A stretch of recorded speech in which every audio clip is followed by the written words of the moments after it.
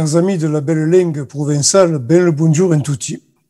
Nous avons vu un premier cours d'introduction aux sciences cognitives dans lequel nous avons mis en évidence les dangers des stéréotypes, idéologies, représentations, fausses croyances, que l'on appelle aussi des neuromythes, et la nécessité qu'il y a d'être prudent sur des affirmations qui n'auraient jamais été validées par la communauté scientifique. Puis nous avons fait connaissance avec nos systèmes nerveux, le système nerveux central et le système nerveux périphérique, sur lesquels on va revenir. Enfin, nous avons vu le principe de fonctionnement du processus à travers quelques exemples de notions qui vont nous servir tout au long de la série de cours consacrés aux sciences cognitives. Aujourd'hui, nous allons entrer dans le vif du sujet avec un premier cours sur les sciences cognitives. Voyons donc le plan de la séance. D'abord, nous ferons un rappel de définition. Nous verrons le système nerveux, ce sera encore un petit rappel.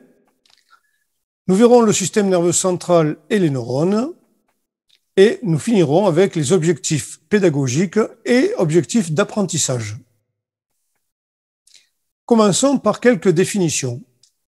Tout d'abord, je voudrais dire que la série de cours que nous vous proposons sur les sciences cognitives a été inspirée et bâtie sur les bases d'une formation reçue au Centre des écoles doctorales Saint-Charles de Montpellier, formation assurée par le professeur Madame Valérie Ferrandez, à qui nous adressons nos sincères et chaleureux remerciements, car sans le partage de son savoir, nous n'aurions pas été en mesure de concevoir ce programme. Définition, nous avons vu donc les définitions sur les sciences cognitives. Rappelons que les sciences cognitives constituent une discipline scientifique dont l'objet est la description et l'explication de la pensée humaine et plus généralement de tous les systèmes complexes de traitement de l'information capables d'apprendre et de se souvenir, parmi lesquels le cerveau. Pour l'adjectif cognitif, on parle d'un être cognitif, un être capable de connaissance. Et pour ce qui est du substantif cognition, c'est l'ensemble des processus mentaux qui se rapportent à la fonction de connaissance. Sont mis en jeu dans ce cas-là la mémoire, le langage, le raisonnement, l'apprentissage, l'intelligence, la résolution de problèmes, la prise de décision, la perception ou l'attention. L'activité cognitive, on pourrait la définir en disant que c'est un processus mental à travers lequel le sujet capture les aspects de la réalité qui l'environne à travers les organes sensoriels dont le but est de comprendre cette réalité. C'est aussi un processus dans lequel un individu est capable de recevoir, d'intégrer, de relier, de modifier les informations de son environnement immédiat. C'est aussi l'action mentale par laquelle un individu assimile les idées, forme les images, crée et recrée jusqu'à la construction de la connaissance. Et c'est un processus par lequel l'être humain structure la connaissance en utilisant les mécanismes de l'esprit. Alors bien qu'elle soit fonctionnellement décrites individuellement, les activités cognitives interagissent ensemble pour obtenir un certain comportement. Parlons du cerveau et de sa constitution. Les principales zones du cerveau, comme le montre le dessin à droite, on voit un cerveau donc de profil, les deux hémisphères se superposent.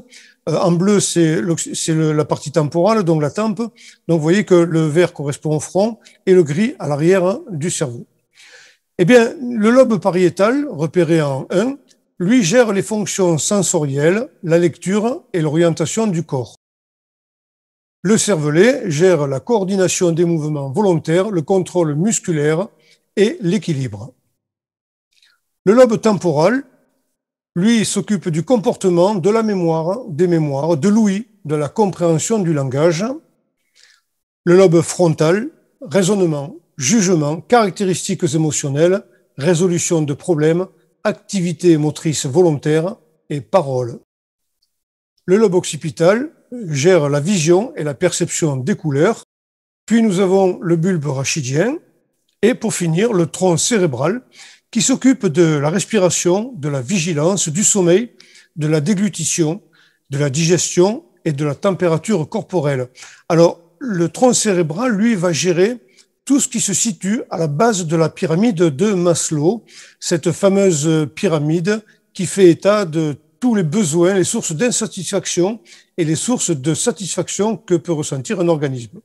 Alors à la base, sur fond rouge, nous voyons respiration, nourriture, eau, sexe, sommeil, homéostase et excrétion, autrement dit élimination des déchets. Tout ce qui se retrouve sur ce fond rouge, ce sont des sources d'insatisfaction qui, si elles ne sont pas satisfaites, provoquent chez l'individu de l'insatisfaction.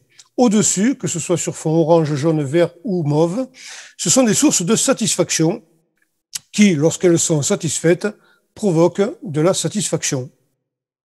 Disons tout de suite que si les sources d'insatisfaction physiologique ne sont pas satisfaites, on ne fait pas attention à tout ce qui peut se trouver au-dessus. En effet, si on ne peut pas bien respirer, si on manque de nourriture, de sommeil, etc., eh bien, on n'a que faire de tout ce qui se retrouve sur fond orange, jaune, etc., dans la sécurité du corps, l'emploi, l'amitié, la famille, l'estime de soi, la moralité, tout ça vole en éclats, parce qu'il faut d'abord satisfaire ce qui se retrouve sur fond rouge. L'homéostase, c'est la propriété d'un organisme vivant de maintenir constante, ou en tout cas dans une fourchette de tolérance acceptable, certains paramètres de l'organisme, comme le degré d'acidité, la tension artérielle, etc. Les systèmes nerveux. Là, on avait vu la définition des systèmes nerveux la dernière fois. Faisons un petit rappel quand même avec le système nerveux central. Il comprend l'encéphale formé du bulbe rachidien, formé du cervelet, formé du cerveau, et puis il comprend aussi la moelle épinière. Nous avons le système nerveux périphérique. Lui, il est formé par des nerfs et des ganglions qui sont répartis dans tout le corps. Certains recueillent des informations, d'autres donnent des ordres. Voyons le système nerveux central et les neurones. Voilà donc un neurone dans toute sa splendeur qui est formé d'un corps cellulaire ou péricaryon, alors péri comme périphérie, caryon comme noyau, puisque ce corps cellulaire se retrouve effectivement en périphérie du noyau. Nous avons ensuite des dendrites, ces terminaisons. Nous allons voir leur rôle, il est primordial.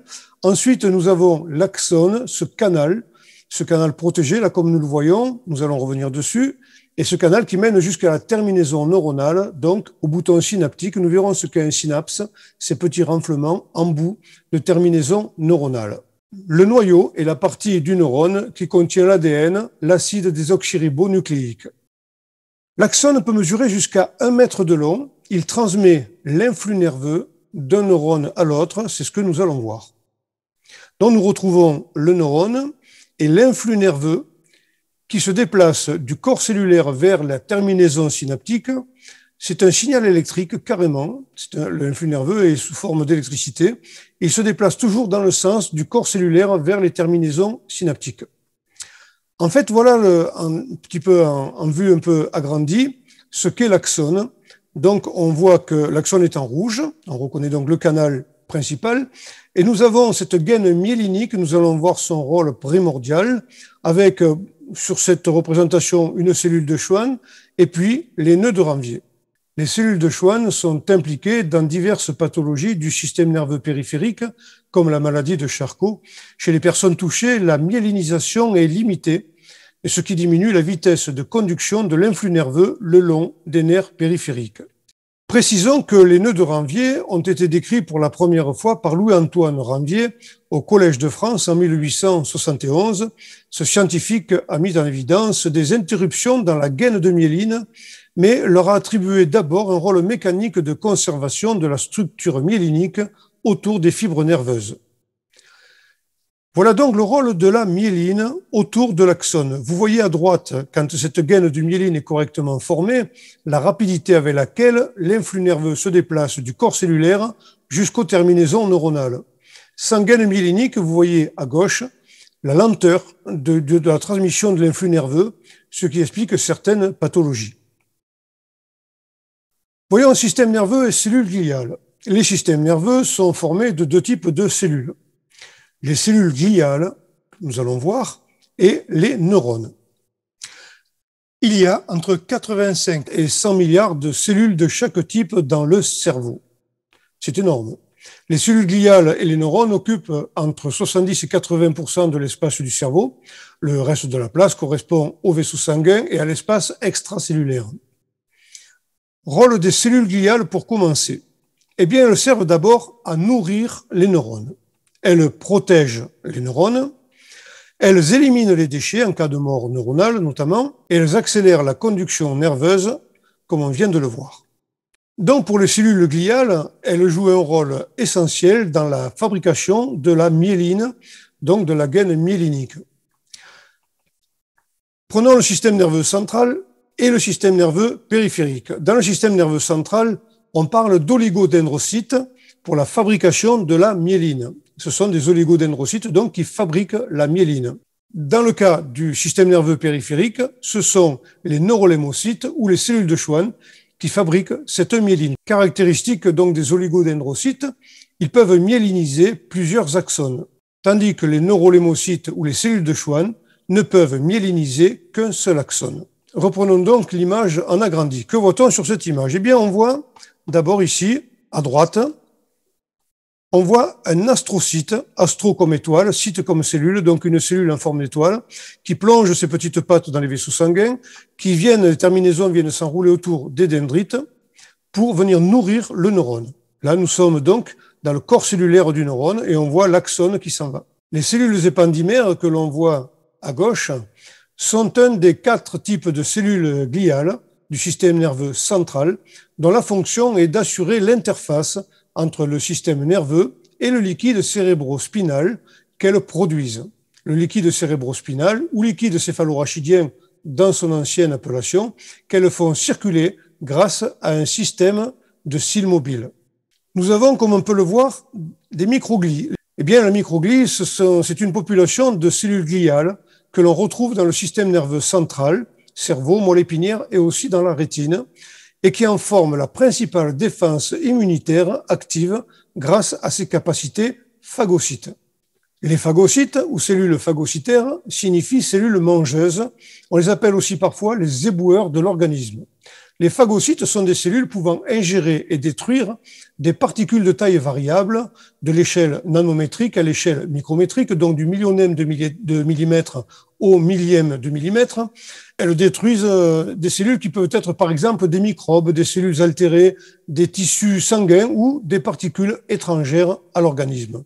On voit aussi donc l'oligodendrocyte, on voit cet oligodendrocyte dont les terminaisons sont en train de myéliniser 3 axones. Ici, on en voit 3 en tout cas. Effectivement, nous avons vu que les oligodendrocytes peuvent, dans le système nerveux central, myéliniser plusieurs axones en même temps. Les neurones sont classés, eux, selon 2 points de vue. D'abord, un point de vue fonctionnel et un point de vue morphologique. D'un point de vue fonctionnel, on a des neurones sensoriels, vous reconnaissez les 5 sens. Eh bien, ces 5 sens vont renseigner l'encéphale et la moelle épinière sur la qualité du monde qui entoure l'organisme vivant, histoire de savoir si on est en sécurité, si on ne risque pas de tomber, etc., etc. Donc, les 5 sens sont là pour renseigner l'encéphale et la moelle épinière. Ils captent donc des messages et les communiquent au système nerveux central. Les neurones moteurs, eh bien, eux, c'est le contraire. On va partir de l'encéphale et de la moelle épinière pour commander la motricité au cortex de la moelle épinière. Par exemple, on s'aperçoit qu'il y a un danger, l'œil voit qu'il y a un danger sur la route, sur le chemin que l'organisme parcourt. Il en informe l'encéphale et la moelle épinière. Il y a un logiciel qui se met en route et là, on dit attention, il faut se déplacer, donc on commande de la motricité. C'est un petit peu la réciproque des neurones moteurs, des neurones sensoriels. Et puis, nous avons des interneurones. Bon, ils assurent la connexion interne du cerveau et de la moelle épinière parce qu'il faut que tout ça puisse communiquer. D'un point de vue morphologique, nous avons les neurones pseudo-unipolaires. On voit un neurone particulier. La gaine myélinique, par des dendrites, et va jusqu'aux terminaisons synaptiques, mais passe par le noyau qui est situé à mi-parcours. C'est un neurone un peu particulier. Nous avons le neurone multipolaire, c'est le bon neurone que l'on connaît déjà, et le neurone bipolaire, qui, lui, n'a pas de gaine myélinique depuis les dendrites jusqu'au noyau, par contre, qui en a du noyau jusqu'aux terminaisons neuronales. Connexion neuronale. Parlons des connexions neuronales, parce qu'on me dit couramment, oui, moi, il me reste que 3 neurones. Non, c'est pas, le tout est de pas en avoir peu. Le tout, c'est de savoir les connecter. Voilà, on va voir que la connexion des neurones, c'est ce qui fait la connaissance. Donc, nous avons le neurone orange qui vient se connecter à deux neurones, par exemple, le vert et le violet. Donc, il faut imaginer que entre 85 et 100 milliards de neurones dans le cerveau, eh bien, au départ, c'est une forêt où tout est mélangé. Et puis, connecter les neurones, eh bien, ça revient à tracer des chemins dans cette forêt. Et l'image du chemin est très juste parce qu'en fait, si on n'entretient pas le chemin, l'herbe repousse, puis ça devient des buissons, puis des arbres, et on se retrouve avec une forêt à nouveau formée. C'est ce qu'on appelle l'oubli. Quand on oublie, c'est que les neurones se déconnectent, il faut réactiver les connexions neuronales. Donc voyons l'influx nerveux qui se déplace toujours du corps cellulaire vers les terminaisons neuronales, de façon, on l'a vu, électrique, et ces boutons synaptiques viennent sur les dendrites, et c'est ce que nous allons voir en détail. Voilà donc une image de près, et là on découvre que si l'influx nerveux se déplace du noyau cellulaire jusqu'aux terminaisons neuronales dans l'axone, eh bien c'est un signal électrique. Par contre, au moment de passer d'un neurone à l'autre, tout se passe de façon chimique. Nous verrons comment. Donc nous avons là, on voit un synapse, c'est cette fente synaptique qui relie donc la terminaison synaptique d'un neurone au dendrite d'un autre neurone. Et voyons en détail un peu comment cela fonctionne. Voilà un synapse chimique au repos. Donc rien ne se passe, il n'y a aucune communication. Dans le cas d'un synapse chimique actif, nous voyons qu'il y a communication. Alors, qu'est-ce que c'est qui communique exactement? Eh bien, ce qui communique, c'est la terminaison nerveuse qui va aller vers une cellule cible. Et de quelle façon? Eh bien, grâce à ces vésicules qui contiennent des neurotransmetteurs. La circulation des neurotransmetteurs contenus dans ces vésicules se fait par le contrôle d'un canal transmetteur. Donc, on voit effectivement en bas, le canal du contrôle transmetteur a été ouvert et les neurotransmetteurs sont véhiculés depuis un neurone jusqu'à un autre. La transmission du signal, eh bien, elle se fait toujours dans le même sens, électriquement du corps cellulaire vers les terminaisons neuronales et chimiquement pour passer d'un neurone à l'autre, mais toujours dans le même sens. Matière grise, matière blanche, ça c'est simplement pour satisfaire un peu la curiosité. Quand on parle de matière grise, elle est vraiment grise, d'où son nom de matière grise. Voyons les objectifs pédagogiques et les objectifs d'apprentissage. Alors vous allez me dire, oui, effectivement, pourquoi parle-t-on des neurones et tout d'un coup d'objectifs pédagogiques et d'objectifs d'apprentissage? Il y a de quoi être interpellé. En fait, cette formation vise un double but. Il s'agit donc d'abord de comprendre le fonctionnement du cerveau, mais avec des buts bien précis. D'abord, tuer les neuromythes et apprendre à se connaître soi-même, parce que comme nous l'avons dit dans le cours d'introduction aux sciences cognitives, on a une mauvaise connaissance de soi-même. Et puis définir la meilleure progression pédagogique possible. Tout cela, simplement, pour obtenir une meilleure acceptation de la méthode d'enseignement. Vous verrez que les méthodes d'enseignement sont finalement aujourd'hui reliées au mieux au fonctionnement du cerveau. C'est le gros apport des sciences cognitives qui date d'il y a quelques années. Un peu de définition. Objectifs pédagogiques. Les objectifs pédagogiques montrent que l'on est dans la capacité de faire. Par exemple, pour la grille des niveaux de langue du CECRL, le cadre européen commun de référence pour les langues, eh bien, on a des objectifs à atteindre, mais on est dans la capacité. Tandis que pour les objectifs d'apprentissage, eh bien, il s'agit tout simplement de la méthode d'enseignement à mettre en place. Que faut-il que les étudiants apprennent pour pouvoir satisfaire les objectifs pédagogiques? Parlons maintenant de la taxonomie de Bloom. Benjamin Bloom a traversé le XXe siècle, il est né en 1913, il est mort en 1999, c'est un psychologue américain. La taxonomie est une branche des sciences naturelles, le mot vient du grec taxis, qui signifie classement, ordre, et de nomos, qui signifie loi ou règle. Au départ, cela a servi à classer les végétaux, vous savez, on part du monde vivant, on arrive jusqu'à l'espèce en passant par le domaine, les règnes, les familles, etc.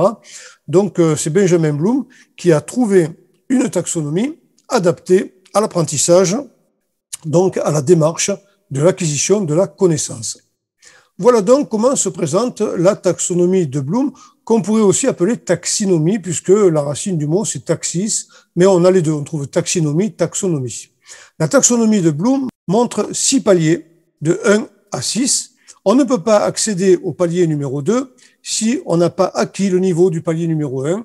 Pareil pour le niveau 3, il faut d'abord acquérir le 1 et le 2, et le niveau 6, on ne pourra pas l'atteindre si on n'a pas acquis les niveaux précédents. Donc il y a des mots, des verbes notamment, qui déterminent ce qui est de bon de savoir pour chacun des niveaux. Nous allons voir la taxonomie de Bloom sous un jour un petit peu plus simple à appréhender. Voilà donc la taxonomie de Bloom, qui a été donc établie en 1956. On a les niveaux de connaissance à gauche, connaissance, compréhension, application, analyse, synthèse, évaluation. Et comme je vous le disais, on ne pourra pas comprendre si on ne connaît pas, on ne pourra pas appliquer si on n'a pas compris, on ne pourra pas analyser si on n'a pas appliqué, on ne pourra pas faire de synthèse si l'on ne sait pas analyser, et on ne pourra pas évaluer si l'on ne sait pas faire de synthèse. En face de chacun des paliers, une série de verbes, comme on l'a vu dans la représentation tout à l'heure de la taxonomie de Bloom. Voilà cette taxonomie, évidemment, le niveau de difficulté va du 1 vers le 6. Les objectifs pédagogiques. En fait, cela veut dire qu'est-ce que les étudiants doivent être capables de faire. On est bien dans la capacité. Donc, les objectifs d'apprentissage, donc c'est le dispositif de formation. Quelles ressources, méthodes, activités, acteurs vais-je mettre en œuvre pour permettre le développement de ces objectifs d'apprentissage? Et puis, un système d'évaluation, comment je vais recueillir et évaluer les preuves de cet apprentissage. Voilà donc la boucle est bouclée avec tout ça.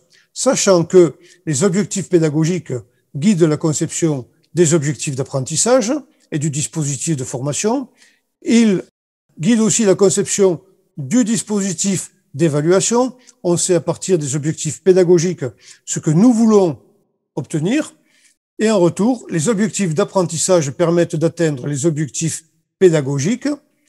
C'est de là que tout part. Et le dispositif d'évaluation va mesurer le niveau d'atteinte des objectifs pédagogiques. Et puis bien sûr, les deux pavés du bas communiquent. Les objectifs d'apprentissage préparent au dispositif d'évaluation et en retour, le dispositif d'évaluation permet l'atteinte des objectifs pédagogiques visés par la formation. Voilà donc de quoi méditer puisque c'est ce qui va guider l'établissement de la méthode d'enseignement.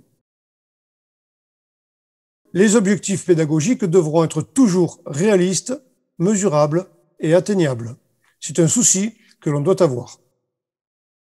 Alors, comme je vous le disais, c'est vrai qu'on parle des systèmes nerveux, du cerveau, des neurones, et puis tout d'un coup, on est dans les objectifs pédagogiques et d'apprentissage. Alors, imaginons une salle de cours. Eh bien, effectivement, les modalités d'apprentissage, il faut qu'elles respectent le mode de fonctionnement naturel du cerveau, pour une meilleure acceptation, mais surtout pour une meilleure efficacité. D'un autre côté, on sait que le cerveau des étudiants se configure différemment selon les modalités pédagogiques pratiquées. Le tout, c'est qu'il se configure de façon en adéquation avec son mode de fonctionnement, et c'est là la base de ce que les sciences cognitives ont apporté en matière d'enseignement. Voilà, le prochain cours, ce sera sur les mémoires. Si vous avez besoin de renseignements complémentaires ou d'une ressource pédagogique, n'hésitez pas à m'envoyer un message auquel je répondrai avec plaisir à l'adresse indiquée en rouge en bas de l'écran. Je vous dis, allez au Desireveir per nouveau rendez-vous, deixi aqui tenez-vous fier et gaillard, et basta que pusquesias avança d'un paleri. Bravo monde, adesias.